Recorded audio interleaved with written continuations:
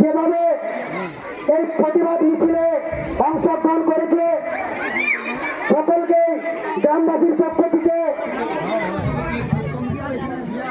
অনেক অনেক ভালোবাসা জানাই। সমস্ত প্রতিবাদের উদ্দেশ্যে জানাই তোমরা সকলে একটু চুপ করবে। আমাদের এই অবয়ব কাণ্ড নিয়ে আমাদের গ্রামের মাননীয় দাদা তপস চৌধুরী মহাশয় আপনাদের সামনে কিছু কথা বলবেন।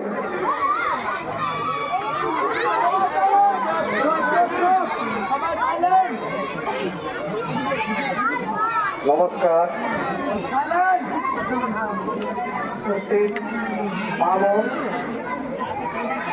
আমার শহীদ বন্ধু এবং লৌকা গ্রামের শুভানুধ্যায়গণ,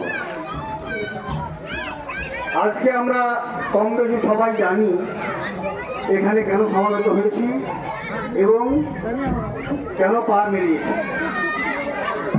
কলকাতা সার্জিক্যাল মেডিকেল কলেজের শিক্ষানবিশ ছাত্রী মৌমিতা দেবনাথের ধর্ষণ এবং পাশবিকভাবে হত্যা করার প্রতিবাদে আজ শুধু আমাদের গ্রাম নয়, আমাদের সমস্ত রাজ্যে উত্তাপ, সমাজের প্রতিটি কোণ থেকে বেরিয়ে এসেছে প্রতিটি মানুষ, এবং এর জন্য টাকা পয়সা দিয়ে বার করে আনতে হয়নি। তাদের নিজস্ব আর্থিক উদ্গ্রীবতায় বেরিয়ে এসেছে বাড়ি থেকে। আমি একজন মাকে দেখলাম রাস্তায় খুঁড়িয়ে খুঁড়িয়ে হাঁটছেন,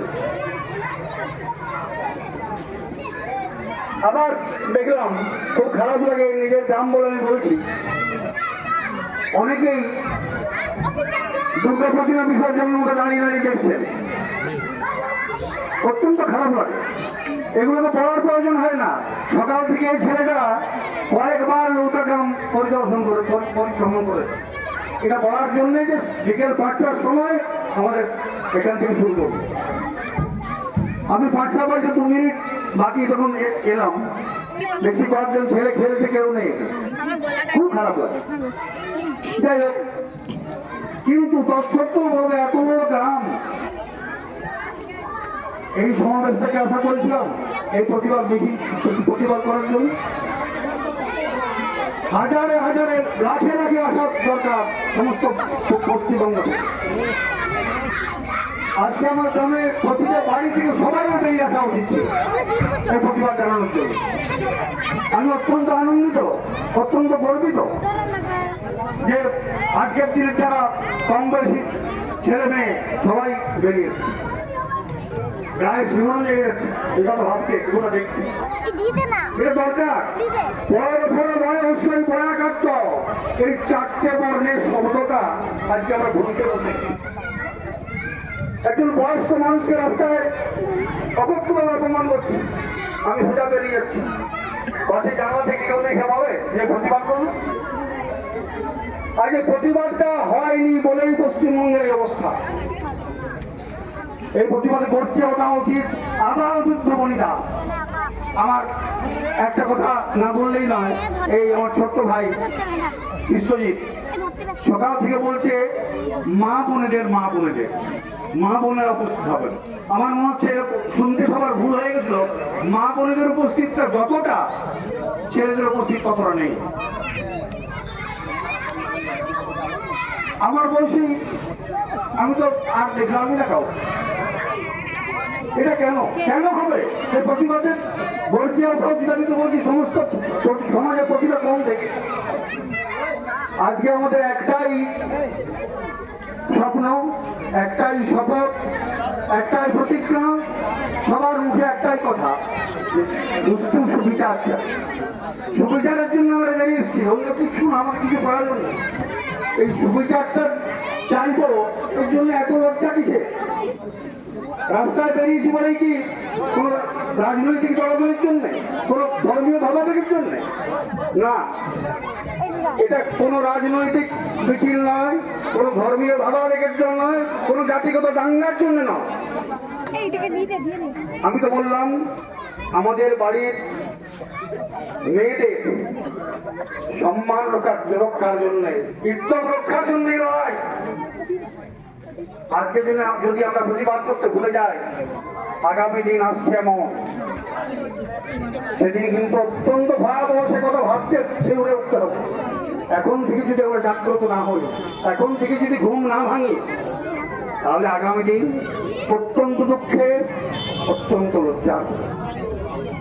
তাই সবাইয়ের কাছে, গ্রামবাসী সবাইয়ের কাছে আমার বড় বড় অনুরোধ, শুধু এই বিষয়ে নয়, শুধু এই মমতা দেবনাথের জন্য নয়, প্রতিটা মেয়ে যাতে সম্মান বজায় রেখে মাথা উঁচু করে সমাজে বাঁচতে পারে, এর জন্য আমরা আমাদের বুকের রক্ত দিয়ে লড়ে যাব। এই কথা বলে সবাইকে নমস্কার জানিয়ে আমি শেষ করছি।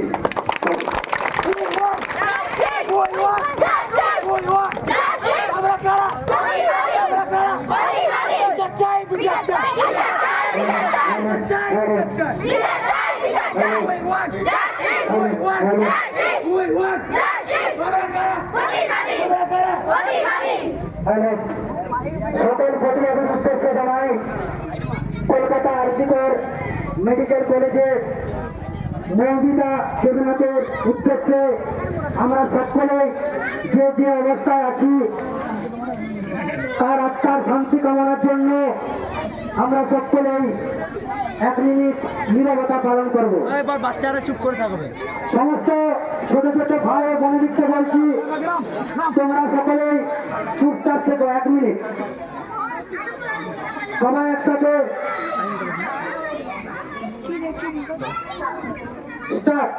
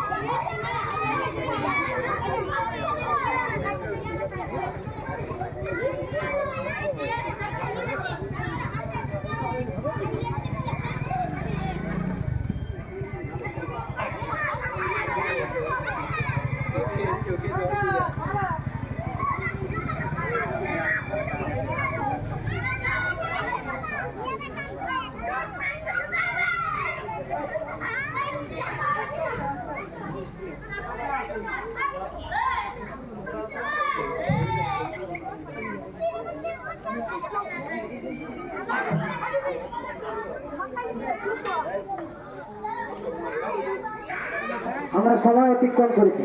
We want justice. We want justice. আমরা কারো প্রতিবাদী, আমরা কারো প্রতিবাদী। লড়াই লড়াই লড়াই